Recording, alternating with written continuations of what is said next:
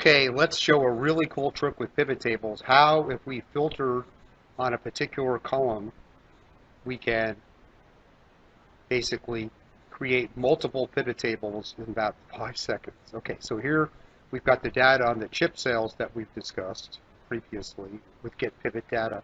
So we have just the revenue each month and the percentage of revenue that we earned each month from all products combined.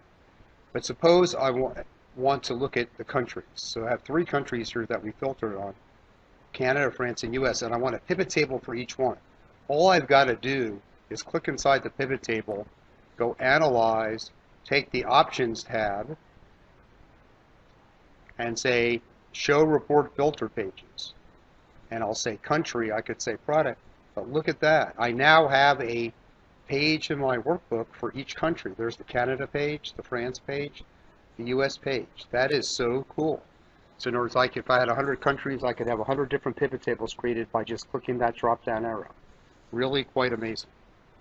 Okay, so thanks for watching, and there's a free course, a free 21-day course from Dr. Winston, and all of these videos are coming from one of 3 books. So first, this one, which you can see here at the top of the screen, Microsoft's book, which has 355 reviews, and then it's, let's see, 4.6 stars. It's coming from this book as well, his marketing analytics book, which is down here, and you can sort of see 4.5, or his newest book, his analytics stories book, which is here. And with that one, you can see it's 4 point something, or maybe even 5. I don't think it's 5. Yeah, 4.8.